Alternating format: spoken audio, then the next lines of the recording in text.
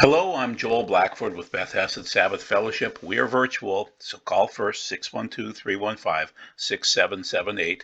We try to do the philosophy of eschatology, not every story out there. I have a friend named John Haller. He does a marvelous job on all the stories out there.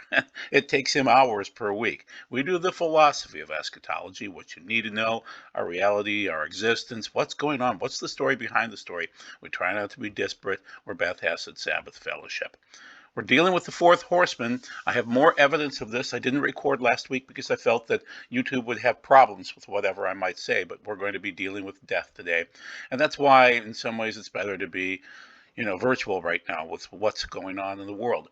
And some of it you may be aware of it, some not. So I'm arguing at first here that the 10th plague, the last plague of Egypt, concluded with massive death, and that the fourth horseman represents the conclusion of the four horsemen, which seems to be death again, okay, a quarter of the world's population. And I do have some scholars, they're friends, that argue vociferously with me that that it's a landmass issue, not a death issue. And so they'd say it's a fourth of the world. Well, that's not really the case. So I'm arguing that if you lived in Egypt during Moses' time frame and you had 2, 4, or 6 children, your average would be 4, and that would mean the death of the firstborn would represent 1/4 of the deaths per household. So it's very interesting to look at that now in terms of the comparison between the last plague of Egypt, death, 1/4, potentially, I mean, based on the household sizes, and then we're coming into a period of death, and it's not an easy one to figure out. So I can't tell you what the future is, but it seems like death is increasing. So, are you noticing the increased deaths in 2022? We'll quote from Exodus here just so you can see it. The Egyptians pressed and sent people out of the land quickly because they said, otherwise we'll all be dead. And deaths are amassing. I see sudden deaths in so many news feeds. Is this a sign? Will deaths touch nearly every family by Passover 2022 or during probably the next 10 years? But you'll start to notice it more. I'm noticing it because my friends are dying. And where is your Goshen? I don't know. So anyway, are we supposed to leave figurative Egypt? Pharaoh got up in the night, he and all his servants and all the Egyptians, and there was a horrendous wailing in Egypt. And there wasn't a single household where someone dead in it basically I'm saying that seems to remind me of what's going on right now, that it's going to affect many, many families. So once again, we do the philosophy of eschatology. What's going on? I try to give you the Bible. I try to give you what's going on in prophecy, and I try not to give you fake news. So this is from Salon, and they're saying that people are dying from an odd thing. And so let's read the lower left-hand side here. One shipwreck survivor watched 4 others around him die, one by one. I had no thought people could die so easily, he said. Their heads just fell back, and the light seemed to go out of their eyes, and it was all over. Now, that was from like 1609, but still, it's very interesting to note that. And sometimes the threat or the perception of it doesn't pass. In that case, a person can lose hope of escape, and the prefrontal cortex deliberately inhibits the production of dopamine in the basal ganglia to well below its functional level, says Leach. That's associated with the feeling of hopelessness. If this continues for too long, it can become impossible to restart, and this dopamine production, so the person in this situation they begin a spiral of disengagement, which includes, they say 5 stages, I only see 4. Withdrawal, apathy, abulia, I don't really know that, but that's loss of emotional response, initiative, or willpower, and then akinesia. And it's very interesting. It's really the lack of response to external stimuli, even to pain. So sometimes they enter into this tailspin and they'll come back out of it, but sometimes they just go in and they're dead. So it's the desire to die. It was intriguing that my mother died 2 years after my father, and I think she was just sick and tired of being alone and wanted to be. She loved my dad. I mean, and they loved each other, obviously. And so, her death came on Memorial Day of 2012. And it was interesting because she was only 85 and her mother lived to be over 100. But her mother did okay after my grandfather died. So it's just how you cope with it. My mom was much closer to my father. So it's just interesting how people can kind of will themselves to die. And also, my mother ran an extended care wing, which happened to be a place where people came in to die. So she dealt with it well. It wasn't that big of a deal for her. She had dealt with it every day at work. People would check in for about 7 months and die. So I want to cite this from Luke, just so you can see another factor of fear and death and things like that. So this is from Luke 21:24 through 27. Some will fall by the edge of the sword, others will be carried off into the countries of the Goyim, the Gentiles, and Jerusalem will be trampled down by the Gentiles until the age of the Gentiles has run its course. There will appear signs in the sun, moon, and stars, and on earth nations will be in anxiety and bewilderment at the sound and surge of the sea, as people faint with fear at the prospect of what is overtaking the world, for the powers of heaven will be shaken. That's our future, people. And then we will see the Son of Man coming in a cloud with tremendous power and glory. That's Luke 21 again. So now I have it down below, just a little snippet of it, just a little bit of 25 and 26. So perplexity is aporia, and that is really an interesting word. It pops up. We're going to see it again in Deuteronomy 28 and Leviticus 26. So it is an interesting word. It doesn't pop up much, but when it does, it's big. And then look at the C word there, thalassas, and that is really the sea, okay? Now, there is another word that's used, and there it is, the salu, which is, rolling surge there just before verse 26, and that is sometimes peoples. So keep it in mind. That particular variety is peoples. Then fainting men from fear and expectation of what is coming. So it's just, the word there for fear is phobia in the Greek. So just keep that in mind. G 5401. So just be aware of what's coming down the line. And sometimes people just die. They just lose their will to live. And so there is a phase that's bizarre from Revelation 9 where people literally want to die from being stung and they can't die for 5 months. So go figure. It's going to be an interesting time. So this is what we expect to see going forward. So once again, I cover the seals and the fourth horseman, especially as compared to, say, Exodus with the 10th plague. So the fourth horseman, when you open the fourth seal, I heard the voice of the fourth living creature call out, saying, "Come." I looked, and there was a pale green horse representing death. Its rider's name was Death, which is Thanatos in the Greek, and Hades, which is the grave, followed with him. And they were given delegated to governments only. So this exousia word there is really delegated only to governments. This authority over a fourth of the earth. Now, some guys argue that means just literally landmass, but it says to kill. So that would be about 1.94444 or almost 2 billion deaths. So if you wake up someday in the near future here and you look and you say, we had almost 8 billion people on the planet, and now we're almost 6 billion. Well, that's what would occur, okay? To kill, apaktenu, with the Ramphea supernatural sword, with famine, which is limo, which is crop failure, death, Thanatos. Again, so he's named Thanatos and he brings Thanatos. That's also big. And wild animals, that's therion in the Greek, and that would be small animals like biological warfare of the earth. So that's Revelation 6, 7 through 8. It seems to be what's occurring, and we'll see. I'll show you my information coming up here. So once again, we're going to discuss the comparison between the Egyptian plague, the last one, or the plagues in general, and then the last horseman plague. And some of these things pass through. So, the blood and the frogs and the lice and the wild beasts, and those things seem to match within the seals, not specifically, but generally, okay? Blight and hail and things like that would cause maybe the third seal. Darkness, there are people that predict darkness. I don't know what to do with that. Locusts, they're part of Joel, chapter 2 especially. So anyway, the main thing is, I'll read Exodus 12 and we'll see what you think. For Adonai will pass through to kill the Egyptians, but when he sees the blood on the top and on the two sides, Adonai will pass over the door and will not allow the slaughterer, okay, that's Shakath, just be aware of that and kind of take a note of it, to enter your houses and kill you. But it is Adonai passing over, but yet he calls it the slaughterer, Shakath there. Okay, and so I'm seeing that the fourth horseman, I heard the voice of the fourth living creatures call out, "Come." And I looked, and there was a pale green horse representing death again. Its rider's name was Death. And so it's not Shakath. I can't link it directly to that, but it's similar, isn't it? Okay, and Hades followed with him. So there was a death in Hades time frame in Exodus 12:23, and then, as I pointed out in Revelation 6:1-8, you have these four horsemen, and the fourth one seems to be death in Hades.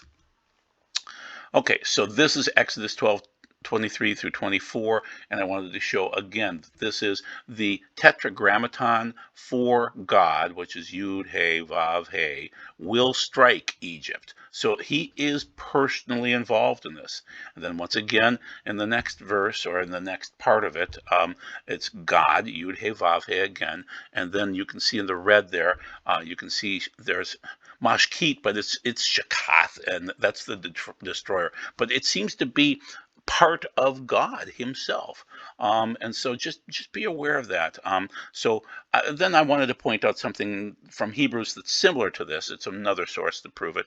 By trusting, he, Moses, obeyed the requirements of the Pesach, which is Passover, including the smearing of blood, so that the destroyer of the firstborn would not touch the firstborn of Israel.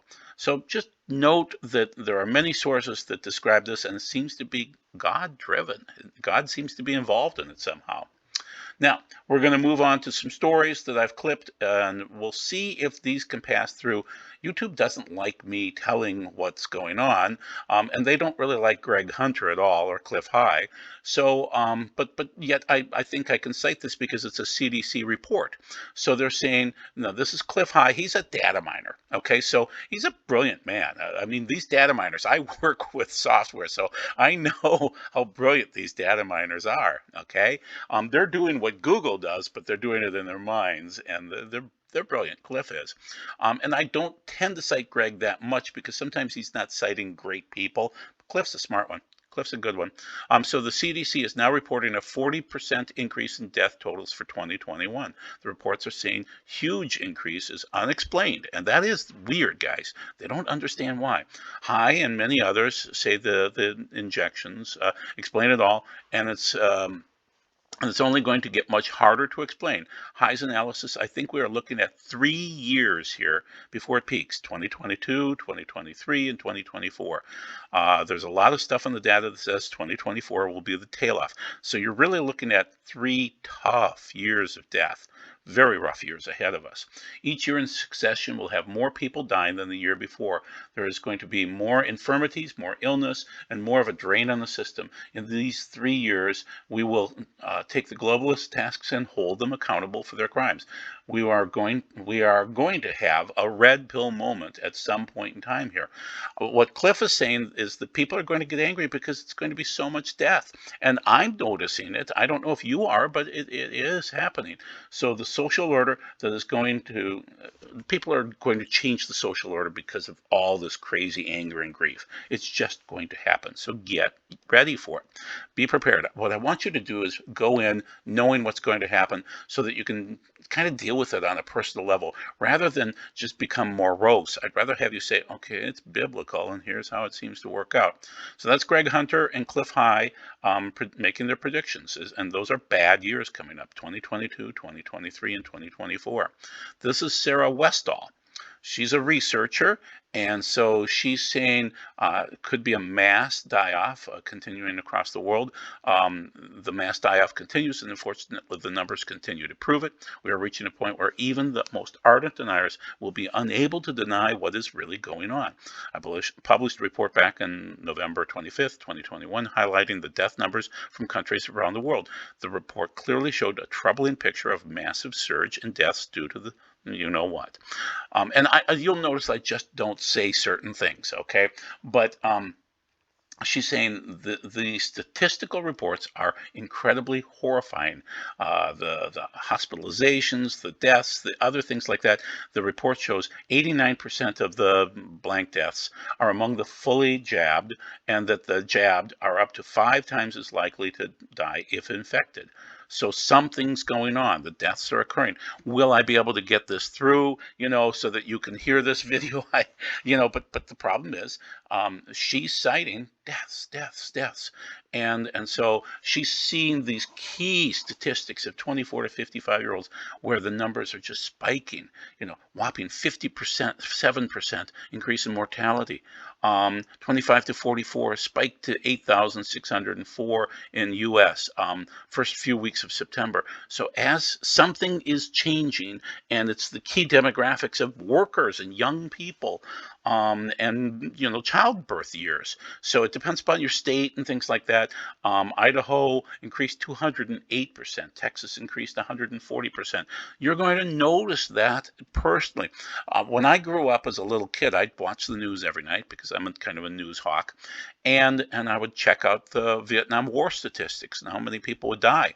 And sometimes they were my neighbors. They were people that I went to church with. And so it was very interesting to notice that. So this is once again sarahwestall.com. Then we move on to this guy.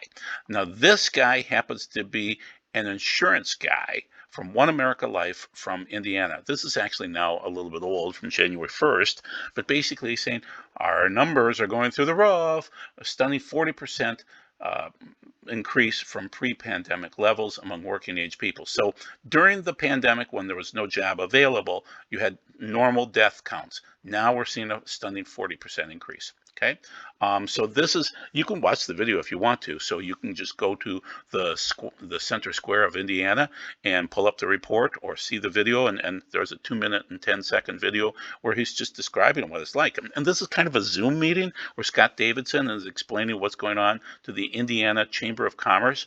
And then a hospital executive jumps on next. So I'll show you that next. But this is a 3 sigma, or 1 in a 200-year catastrophe, would see a 10% increase, but not 40%. These insurance companies are going to go out of business. So this guy is Governor Holcomb of Indiana, and he's saying the cases are spiking. Hospitals and the Chamber of Commerce are making an urgent plea to get jabbed. Which is their opinion, flooded with patients with many different conditions. And that's the problem of what's going on now. Hoosier's health has declined during this pandemic. So extraordinarily high death rate, quoted by this Davidson guy, okay, he works for the hospitals. And so Holcomb seems to be the governor, but Davidson is the one being interviewed in most cases. So he says the ICU beds are being occupied by people with other illnesses or conditions. Something is happening. So here it is. Okay, so the top doc. So this is, once again, that Davidson fellow. So Weaver went on to say the hospital census, the total number of people now hospitalized in the state, is the highest it's been in 5 years. 1,500 more people are now hospitalized in Indiana than were during the last year's peak of hospitalization. So it's much worse than last year. So just had begun to be jabbed. So now you're seeing things where most people have been jabbed. And so the numbers are spiking. Why? Patients are being cared for in hallways and conference rooms. So they're citing numbers like 12,020 new cases of whatever, the record number, 48 new deaths. And so they're noticing a spike in deaths. And the insurance companies are going to go broke. Now, Steve Kirsch is the inventor of the computer mouse. He's a brilliant statistician. He's another data miner, okay? And so this is his executive summary of what's going on, that there's 150,000 Americans who have been killed by the jabs. Okay, now this is going to be a tough one to get through, so we'll see if my video stays up. No recognized expert on the pro-jab side will debate me or any of my statistics and the various experts on this. Nobody. So Steve's a brilliant man, but nobody will debate him because he's seen people dying and he's just running the numbers. I mean, these are just death numbers. And also, are they really calculating all the stillbirths right now, which is phenomenal. It's horrific. So once again, this is Steve Kirsch again, and deaths in Indiana for 18 to 64-year-olds. So we kind of covered this already, but he's citing it very specifically. It's up by 40%. Okay, the working age people. Death rates don't change at all. They just don't. It's just never happened.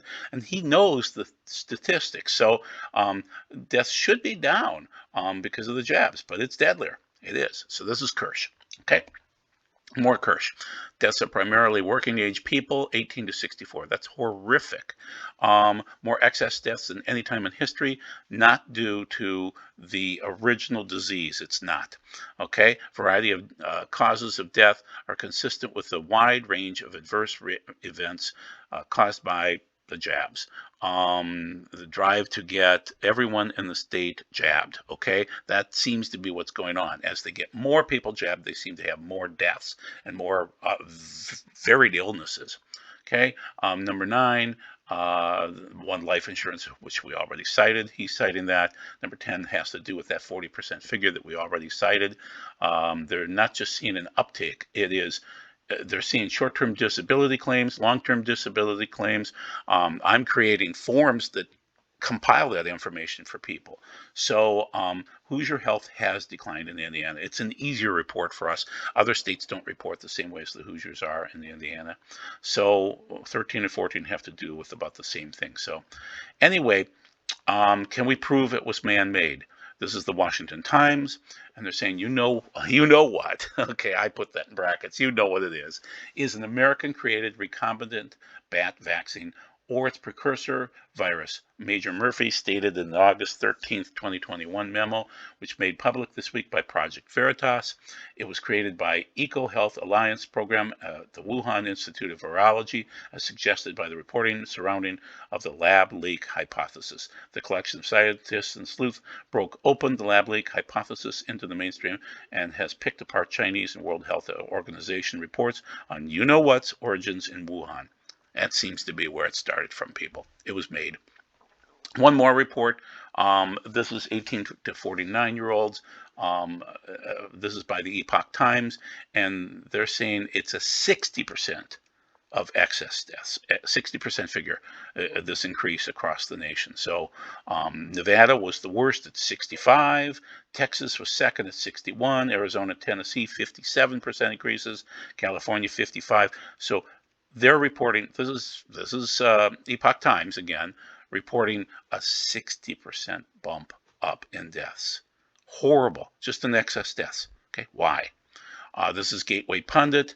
145 country study shows sharp increase of transmission and death after introduction of the jabs.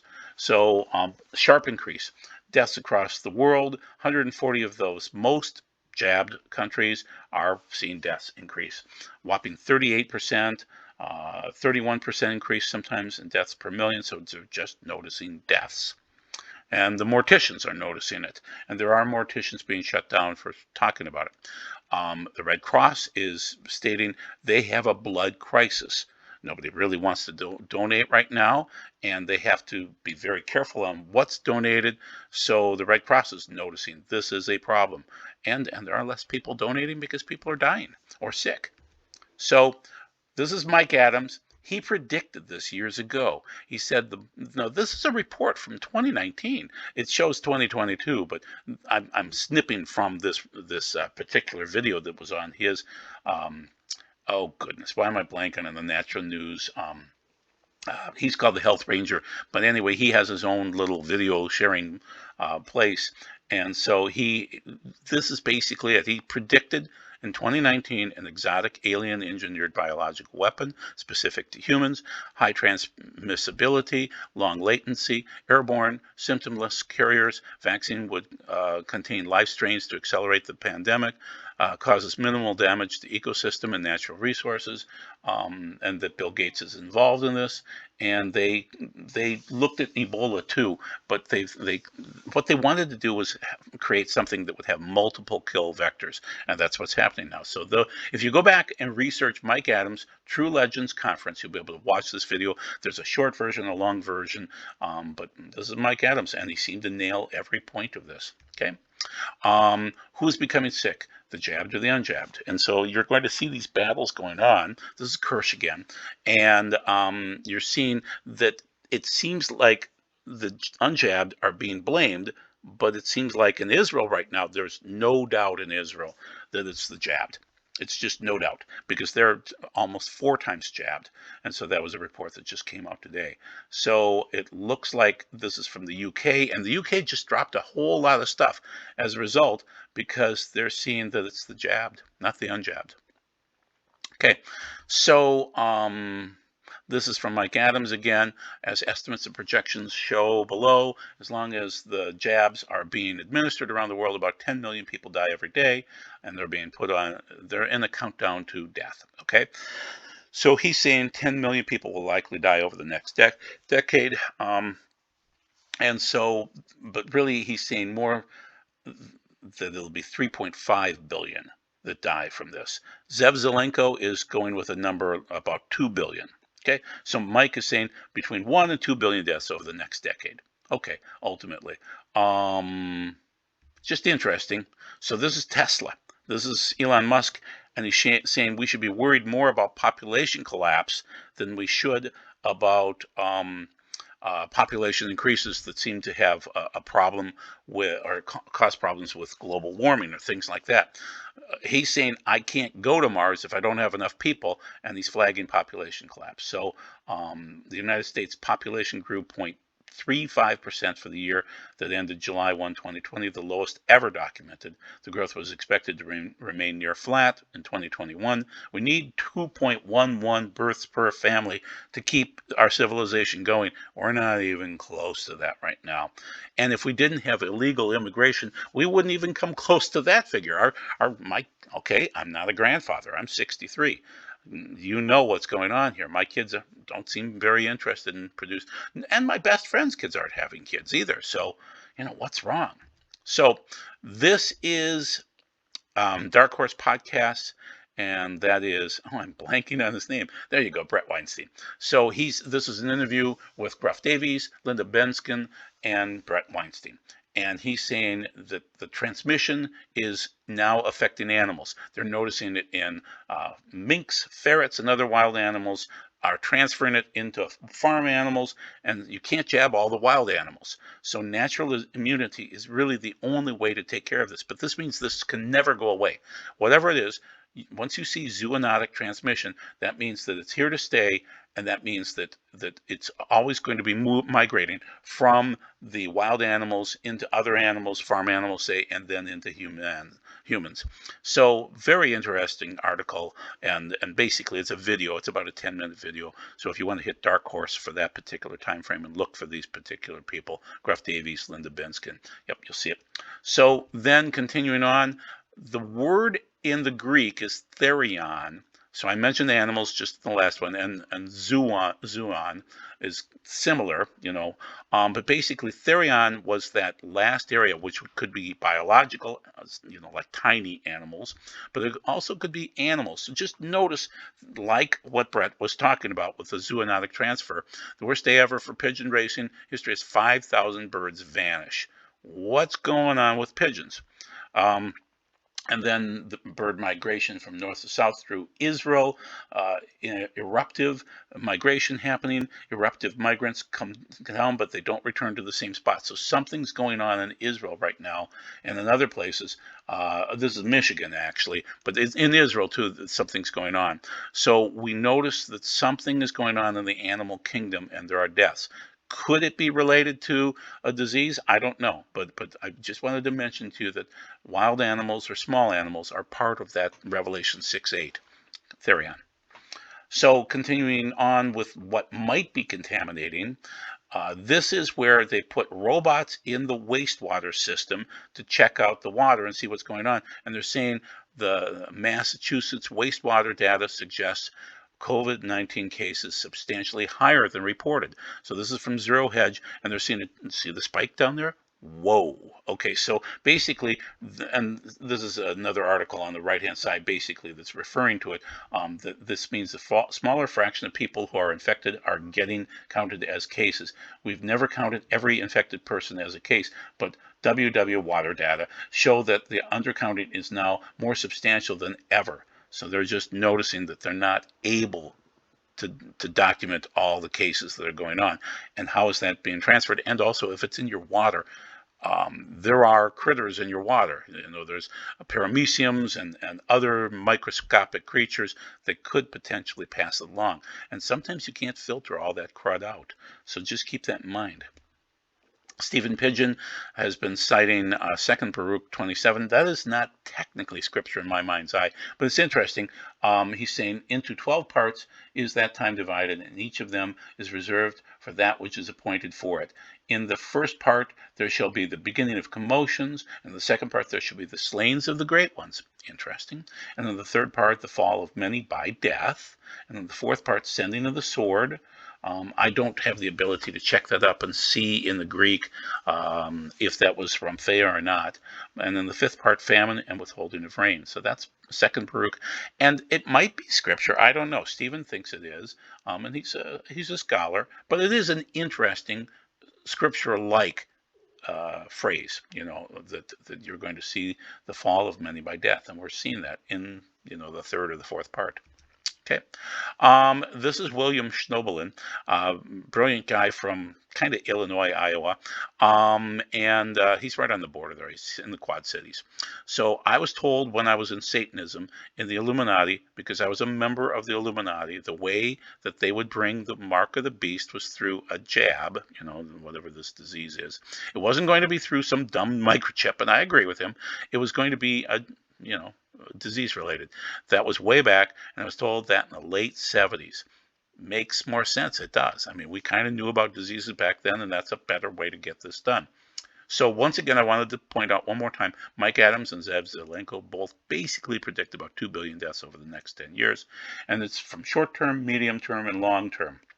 So short term would be clotting and myocarditis, which you're seeing from the top athletes. Medium is going to be immunodeficiency, antibody. Okay, you're going to see things like AIDS. Okay, you're just going to see things like that in the medium term.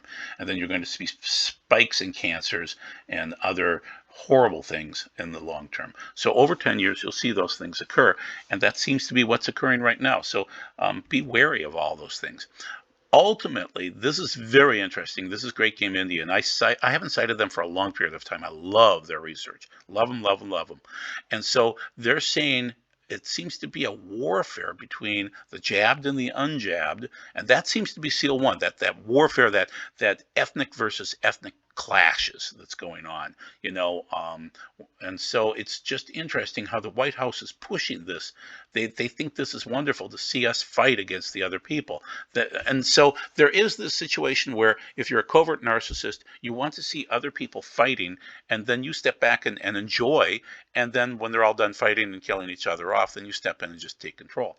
So it's interesting how they're pushing class warfare, and I argue that that's SEAL number 1, the first horseman, and it's also from Matthew 24, probably verse 6, talking about ethnos epi ethnos, which is ethnic groups fighting. So they're pushing class warfare, and the White House is really pushing it hard. So that's SEAL number 1 in many ways, but it does affect SEAL number 4.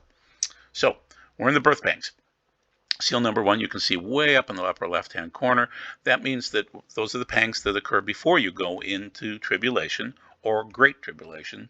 And I'm arguing that deaths are increasing, and I think you're noticing. The fourth seal is about death, as I read to you. So now I want to close it out with just a couple of little things about the Leviticus and Deuteronomy plagues. We're just going to say Leviticus, just so you can see some interesting words. But if you will not listen to me and obey these mitzvot, the good things of the Bible, if you loathe my regulations and reject my rulings in order not to obey all my mitzvot but cancel my covenant, then I, for my part, will do this to you. I will bring terror. Now, that is Aporian. We kind of mentioned that sudden fright from Luke 21:26, okay?